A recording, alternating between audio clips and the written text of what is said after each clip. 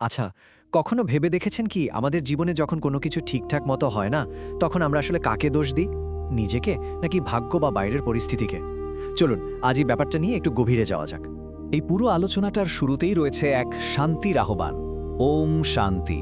আর এই শান্তি কিন্তু শুধু বাইরের জগতের জন্য নয়, এটা আমাদের ভেতরের শান্তির কথাও বলে। আর এই ভেতরের শান্তি হলো আত্ম উন্নতির পথে আমাদের প্রথম পা ফেলা। কিন্তু সমস্যাটা হলো, এই পথে চলতে গেলেই আমরা বারবার হোঁচট খাই, তাই না? কেন এমনটা হয়? কেন আমরা এগোতে গিয়েও পিছিয়ে পড়ি? এই প্রশ্নটা কিন্তু আমাদের সবার। ভাবুন তো, আমাদের এই আধ্যাত্মিক জীবনটা যেন একটা স্কুল, একটা ক্লাসরুম, আর এই ক্লাসের একটাই লক্ষ্য সবচেয়ে ভালো নম্বর পেয়ে পাশ করা। কিন্তু এই ক্লাসে আমাদের প্রতিপক্ষটাকে, চলুন সেটাই একটু দেখি। দেখা যায় বেশিরভাগ সময়ই ছাত্রছাত্রীরা ফেল করলে একটা দারুণ অজুহাত দেয়। মায়ার ঝড় এসে সব উল্টে পাল্টে দিয়ে গেল। মানে দোষটা কোনো এক বাইরের শক্তির, যা এসে আমাদের চেষ্টাটাকেই নষ্ট করে দেয়। কিন্তু সত্যি কি দোষটা এই মায়ার ঝড়ের, নাকি আসল কারণটা অন্য কোথাও লুকিয়ে আছে?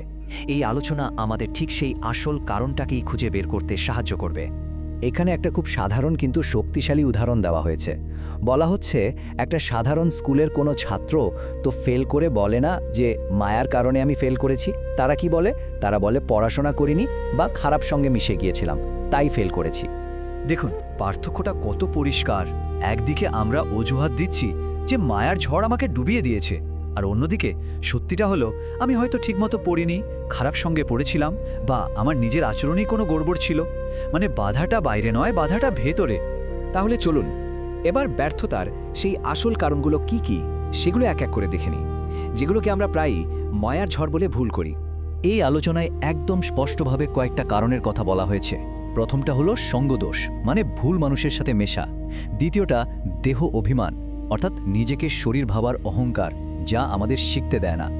তৃতীয়টা হলো শ্রীমদ অনুসারে না চলা, মানে ওপরওয়ালার নির্দেশ বা সঠিক পথকে পাত্তা না দেওয়া।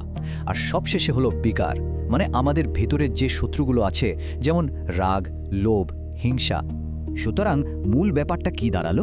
আমাদের ব্যর্থতার কারণ কোনো বাইরের অদৃশ্য শক্তি নয়, কারণটা হলো আমাদের নিজেদের চেষ্টার অভাব।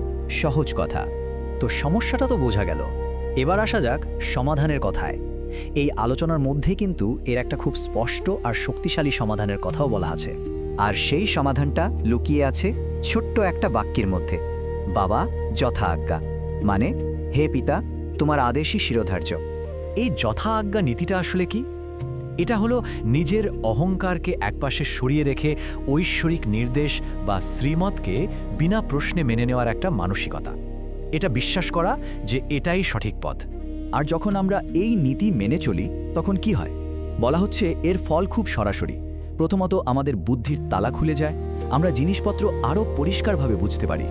দ্বিতীয়ত, জীবনে সুখ আর আনন্দ বাড়ে। আর সবশেষে আমরা আমাদের আসল লক্ষ্যে পৌঁছাতে পারি। এবার আমরা আলোচনার একেবারে শেষ পর্যায়ে চলে এসেছি। এখানে বলা হচ্ছে আমাদের আজকের এই প্রচেষ্টা কিভাবে আমাদের ভবিষ্যৎ ভাগ্যকে ঠিক করে দেয়। এখানে একটা সময়ের কথা বলা হয়েছে, ৫,০০০ বছর। ভাবুন একবার, বলা হচ্ছে আমরা এখন যে চেষ্টাটা করছি তার ফল শুধু আজকের জন্য নয়, এটা আগামী ৫,০০০ বছরের জন্য আমাদের স্থিতি বা ভাগ্য ঠিক করে দেবে। বিষয়টা আরও পরিষ্কারভাবে বোঝানো হয়েছে। দেখুন, যারা সর্বোচ্চ চেষ্টা করবে তারা আগামী সত্যযুগের রাজা বা রানী হবে।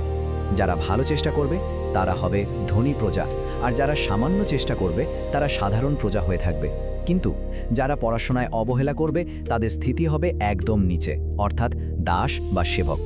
এর মানে কি? এর মানে হলো আমাদের ভাগ্য কিন্তু আগে থেকে লেখা কোনো পাথরের মতো নয়, এটা পুরোপুরি আমাদের হাতে। আমরা এই মুহূর্তে যে চেষ্টাটা করছি সেটাই আমাদের ভবিষ্যৎ তৈরি করছে। তাহলে শেষ প্রশ্নটা এটাই, আমাদের জীবনের অগ্রগতির পথে বাধাটা কি সত্যি কোনো বাইরের ঝড়, নাকি স্টিয়ারিংটা আমাদের নিজের হাতেই আছে আর আমরাই হয়তো ভুল দিকে চালাচ্ছি? ভাবার বিষয় কিন্তু।